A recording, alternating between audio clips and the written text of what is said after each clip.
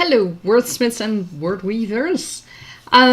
This week has been a weird week for me, and so I didn't actually write anything, but there were two scenes that have developed in the back of my mind, and those are not for the background story that I'm currently working on. So they will have to wait and they will have to simmer for a while until I'm ready to write those scenes, which might, I don't know, grow into chapters. But for today, my goal is to write more in my background story of Nejat and Nejat, and to help you reach your goals as well for today. My name is Ilse, I'm a dragon riding, magic wielding creator of worlds, and I'm here to help you achieve your writing goals today. And today, my main goal is to reach. Well, I'm not specifically going for the 2.5K that you can see in the title below. For me, I just want right now to see the dangers Nejat and his team and all the other dragon companions encounter in the ancient forest, and at first in a normal forest, to see what those thugs are all about, because that is a big question that we do not know yet. Or at least I don't know yet, and the Inky Winged Beats apparently do not know yet either, because their reporters haven't told me anything about them. And Tergaenae High Council is keeping their lips sealed, so no word from them about those thugs. So I don't know. I'll have to see how it goes, what I discover, what Nejat and his team will do, and I hope to, let's say, discover some secrets about at least the ancient forest. That will be great. And of course, I mean, who is pulling the strings with these talks? Is there a leader present in the forest? That's the biggest question. I have no idea, and I have talked about it with a few of the reporters of the Inky Winged Beats. They have told me that they didn't dare to go there. They didn't dare to go near the flutter nymph family, because of all the ancient magic and the dark vibe they got from it.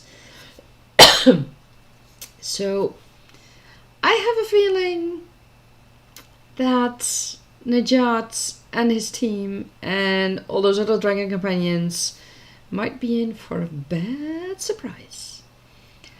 So will they? I don't know. I haven't got a clue. I'll have to see about that. I do know that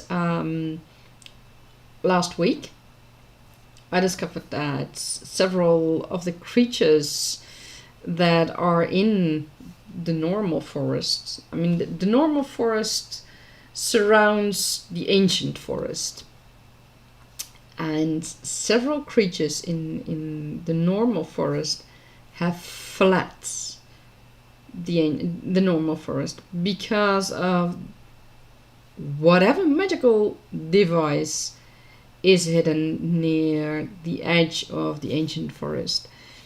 And the vibe was that it is not a good device. I mean, why else would they flee from it? So it's bad. Let's keep it at that. It's bad.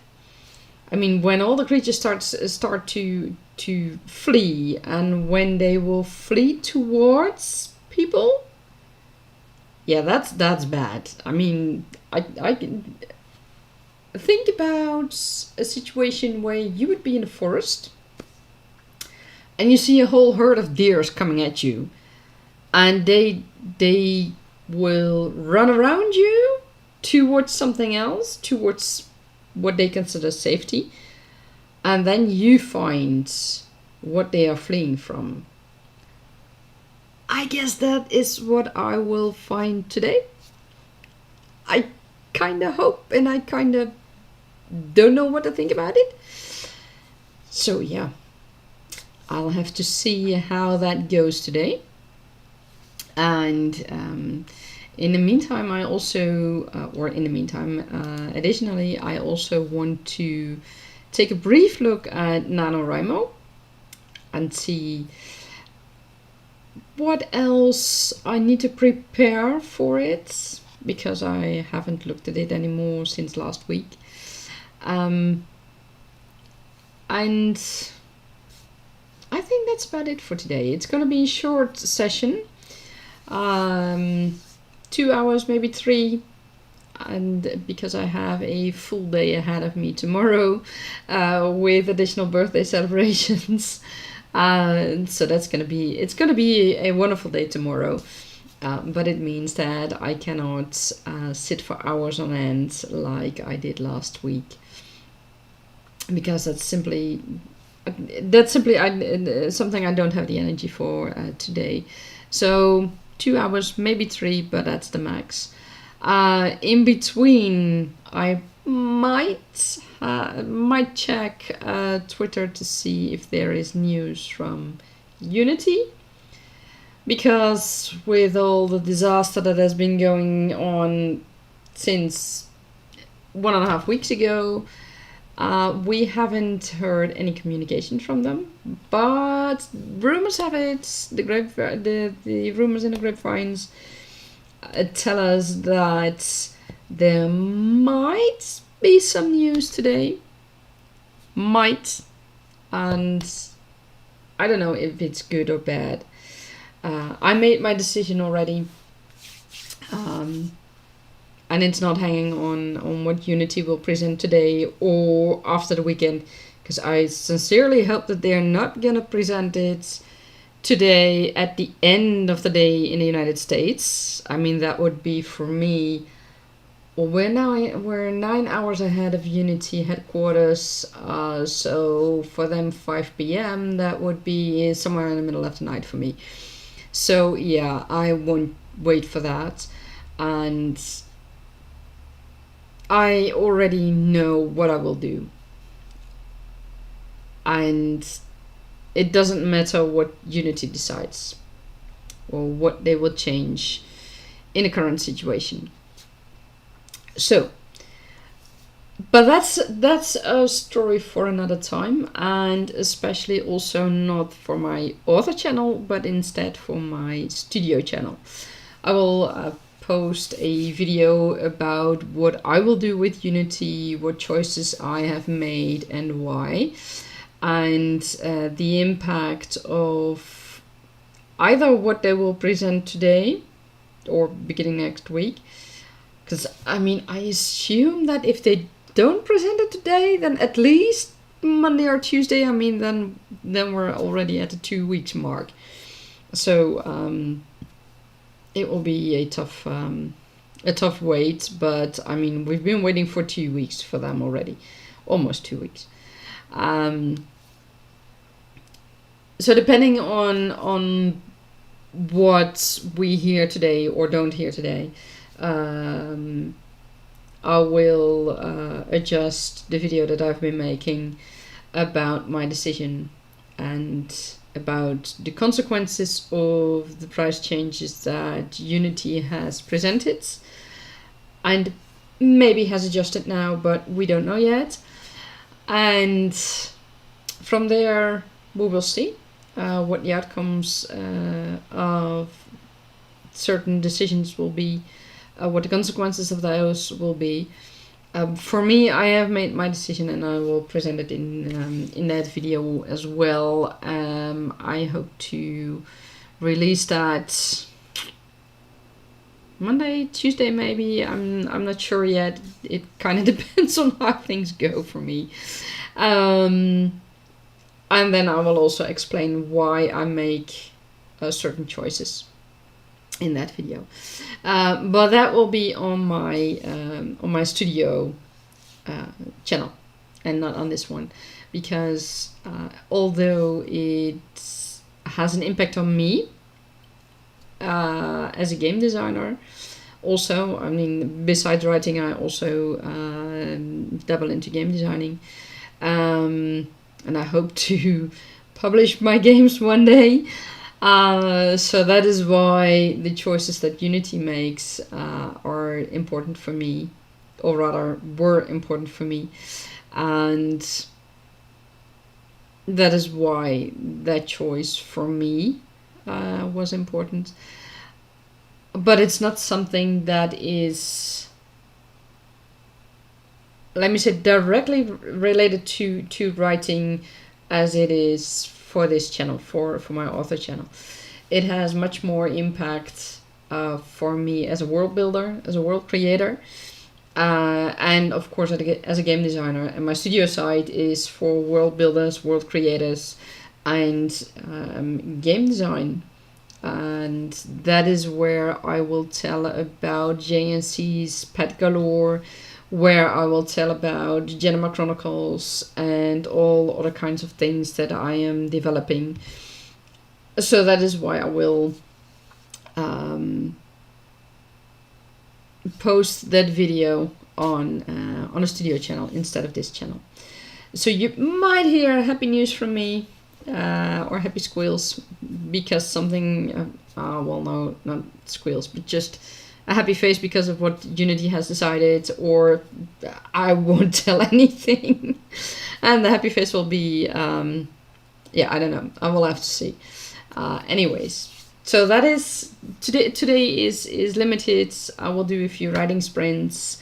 I will have a brief check in NaNoWriMo, and maybe I can reveal some news about what I find, what the dragon companions and the villagers find in that forest. The reason all the creatures fled.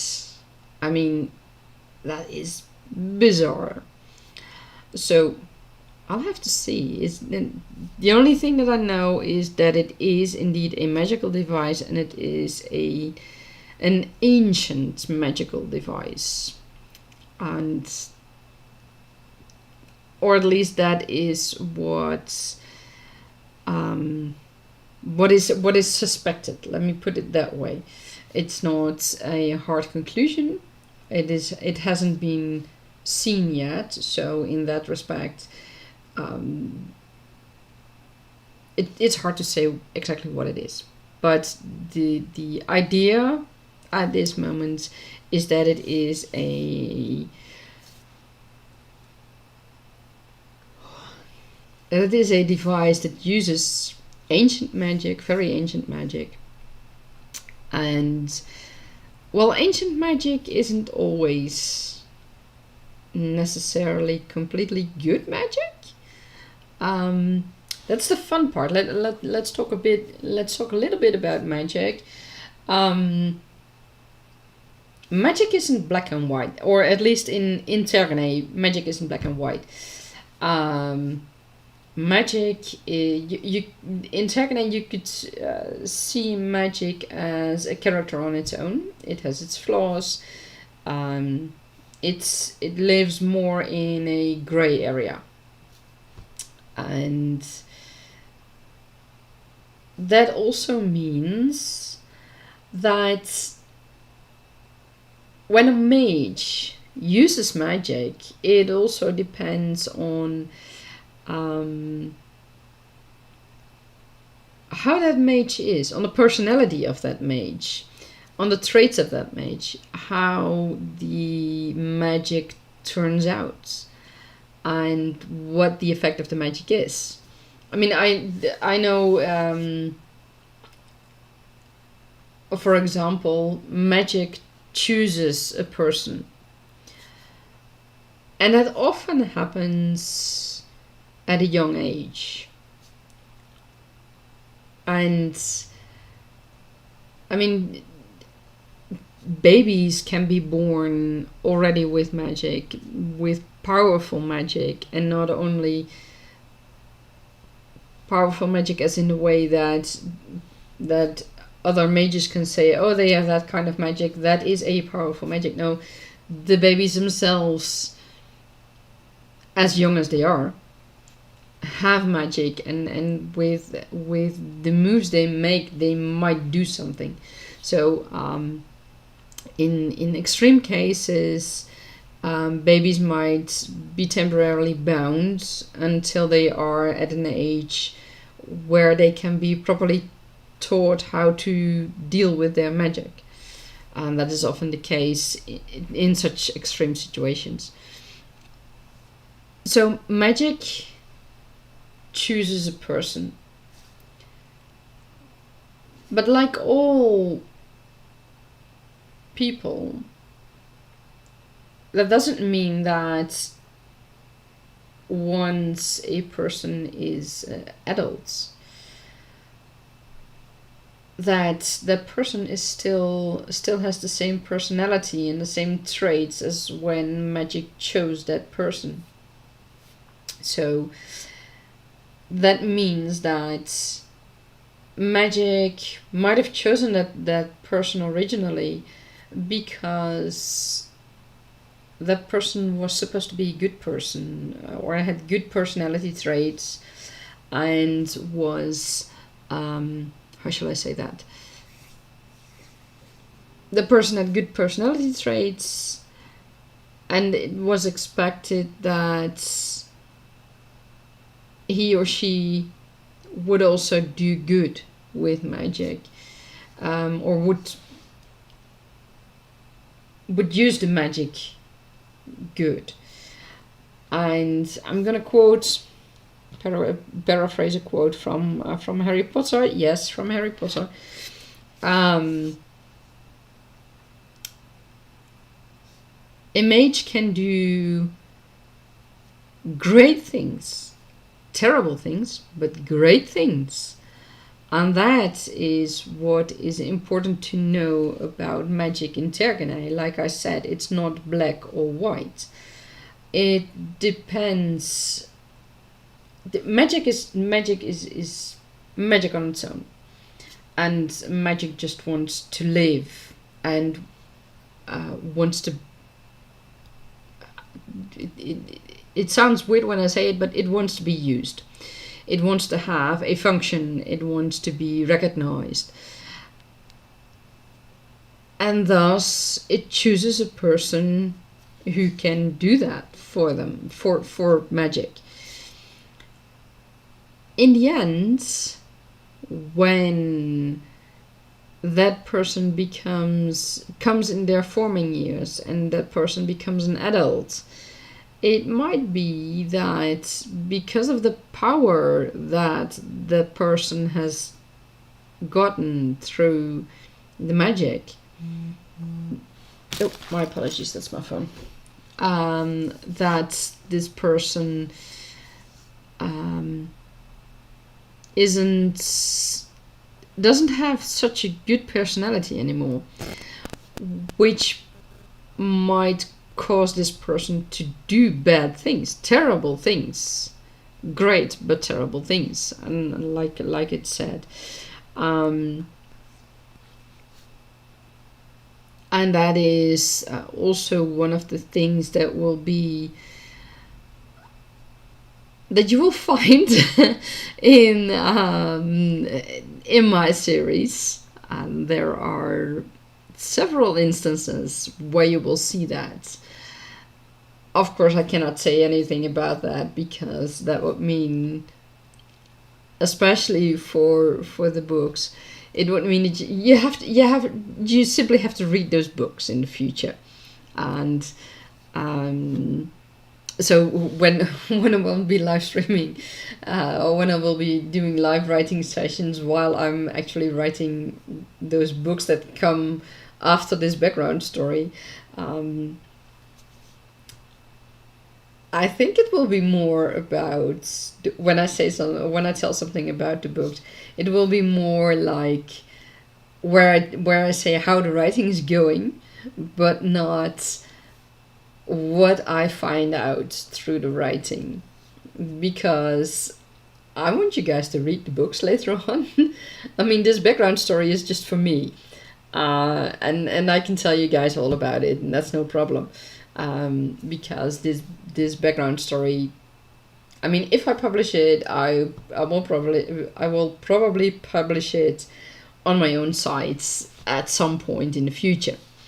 I might make a PDF of it and publish it through my Discord at some point in the future, but it won't be, or I don't expect it to be, let me put it that way, I don't expect it to be a book that will be published. I mean, it might happen. I have no idea. It's at this moment I just don't know. But at the moment I just feel it's okay to share with you guys what I found while writing this background story, and that shouldn't be a problem. So yeah, that is what I discovered about magic in the world of Tergaenae, and it's an interesting character, and it is interesting to see the effect it can have. My apologies. The effect it can have not only on those who are chosen for that magic, but also on the commoners and on the dragon companions, because everyone deals with magic in a different way. It's like when computers first came into our lives. I mean, I have seen them being introduced in households. I remember my parents had this big old Wang computer. It was literally called a Wang computer. I think it was from IBM. And all we had was this black screen with neon bright green letters. And we had, for Excel, we had Lotus 123, I believe it was called. And we had some word processing program. I don't remember what it was called exactly. But yeah, I wrote on that, and I think that was in my early teens, maybe a few years before that, but not much. Those were the times that computers were introduced into households. We've seen cell phones being developed and introduced, and I mean, we had cell phones, mobile phones, where you had this antenna that you had to pull out to make it work. And those big things for in cars. I remember those. I remember getting internet in the house, and you had that weird sounds of the internet, of hooking up to the internet, and I remember that. I mean, if one computer was hooked up to the internet, we couldn't call anymore, and we couldn't do other things anymore, because that one computer was hooked up to the internet. You know, things like that. We saw that all being introduced. And at the same time, there were people who were against having these things in the house, against having a cell phone with you, etc., etc. So imagine all the technology that we currently have. I mean, teenagers nowadays are practically glued to their cell phone and tablets. They don't know any better. We do, or at least people of my age do. We do know better. We do know what it was like when we couldn't spend hours at a time on internet and on our tablets, because we didn't have those. We played outside and we read actually books. I mean, we went to the library and we rented books and we read them. I mean, on paper, not on a Kindle or whatever. No, on paper.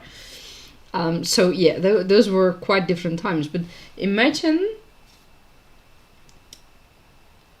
coming from such a time and being confronted with all that technology, and either you embrace it or you have some kind of fear for that technology. And in a way, I view magic the same. It is, of course, there are authors who simply state that everybody in their books, in their worlds, everybody has magic, and that's good. That's all nice. In my books, in Tergaenae, there are lots of people who do not have magic. Those are the common people, and magic doesn't differ between species. So Tergaenae has species that are based on humans, but also, for example, meerkats, because I simply like meerkats. So sorry, can't help that.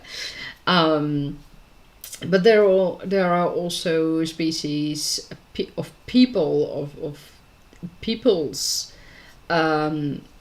that have their origin in the water, and not like we had our origin in the water. I mean, I do know that we had that, but that was a gazillion years ago. I don't know exactly how many million years ago.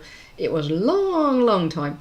In this case, those species still live in Tergaenae, not like what we were, those slug kind of animals. I don't know what we were exactly.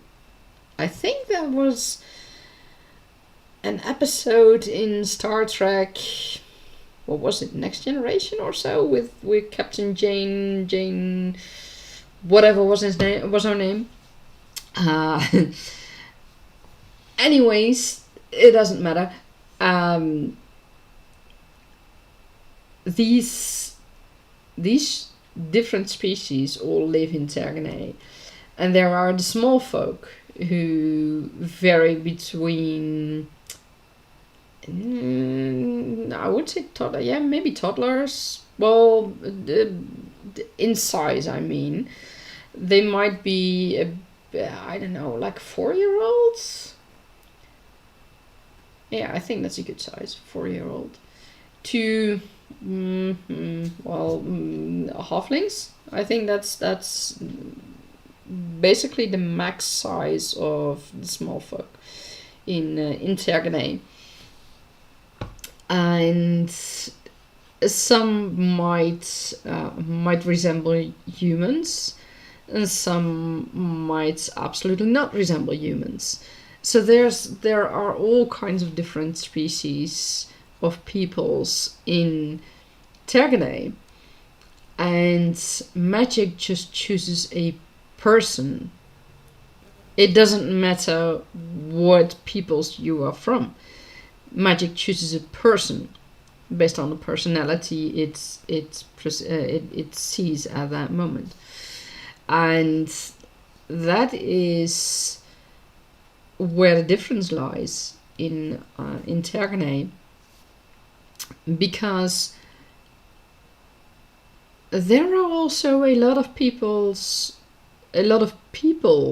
from those peoples that don't have magic, no innate magic, but there are also people who have some form of innate magic. But of course, then there are the mages and the High Council of the Mages, and they regard certain peoples as not being mages, magical like themselves, but at the same time, those people are capable of doing things that commoners without any form of magic are not capable of. So there's a wide variety of magic and of magic in peoples and in persons, and that makes for a very big variety of magical people. Let me put it that way. And commoners can be frightened of magic. They can be frightened because they have seen some things happening. They may have seen the results of that magic. There are all kinds of reasons why commoners might be afraid of magic. Why are some people afraid of computers? Why are some people afraid of cell phones, of cars, of, I don't know, you name it, and people can be scared of it. So imagine that and transform it to commoners being afraid of magic, and essentially you have your answer why they could be afraid of magic. So that is how Tergaenae works. There are people with magic, there are people with innate magic, with some forms of magic that cannot be, or that aren't seen as that kind of magic, as the magic that mages have. So yeah, there are many different ways to view magic in Tergaenae, and so also for commoners to be afraid of magic. And in this case, in this particular village that still doesn't have a name, I really need to think about that, because I've got a feeling that this might play a role in the future books as well. So not having a name for that village is not handy, but that's some world building I've got to do in October, and I will look at that when I look at Nano later on. So those commoners, remember the villages from last week. There is this group of commoners. There is this group of villagers who are coming with the dragon companions and the guards. And we'll see what they find in the forest and how they will deal with the magic, especially that ancient magic that they will find, that they will encounter, I have to say. So, without further ado, let's start our first writing sprint. Oh, I need to... I totally forgot to include a timer. To get a timer.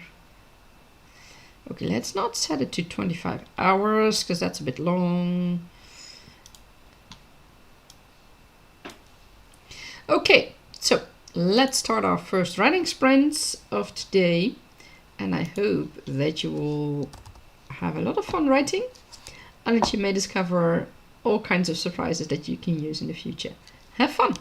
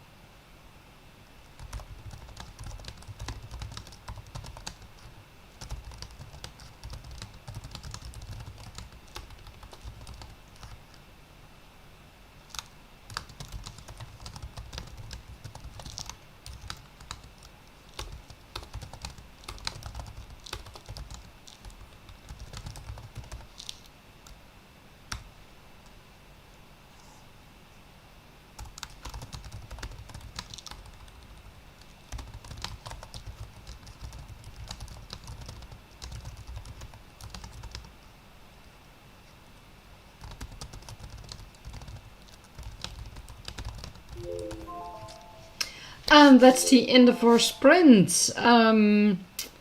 I just got the news that Unity finally announced some news. It's good, and at the same time it's weird, but okay. There is a live stream of one of the bigger developers who works with Unity, as in who works with the game engine, and there is quite some news that I want to hear about. So my apologies, but I am going to call this live stream. I'm going to cut this live stream short because of that information that just got out. It seems I have to adjust my my video, the information I have in my video, for that I will publish in the coming week. It doesn't change my choice that I already made, but this could potentially be a good thing for other developers who chose to stay with Unity. So yeah, real quick. Okay, so Nejat and his team and all the others haven't reached the point yet where I wanted them to reach, but then again, I had expected this live stream to last a bit longer. But let me say this, and I am allowed to say this, and the moment that predators start fleeing, then you know it's not good. Then you know that there is real big trouble ahead. So yeah, that is what Nejat and his team encountered just now. So I'll have to see in the coming days how that goes. My apologies for cutting this live stream short, but this is some really important information that I need, that I also need moving forward. Not necessarily directly for myself, but it is information that is important to know for the future, and things to discuss with other game developers. So yeah, that's it. To make up for cutting this live stream short, I will do another live stream sometime later in the coming week. I don't know when exactly yet, because this is really unexpected. So I think I will do it Tuesday, but I will decide on that tomorrow morning, and I will post it in the I will post it on YouTube when I will do that. So if you are up to some more live writing sessions, be sure to hit the subscribe button and the notification bell so that you are notified when the next live stream will be. I'm tentatively thinking about Tuesday, probably also in the evening, my evening at least, again from 7 p.m. and because that way I will have a bit of time to rest after my job, after my normal daytime job. Well, daytime, sort of. Anyways, thank you for watching, and goodbye.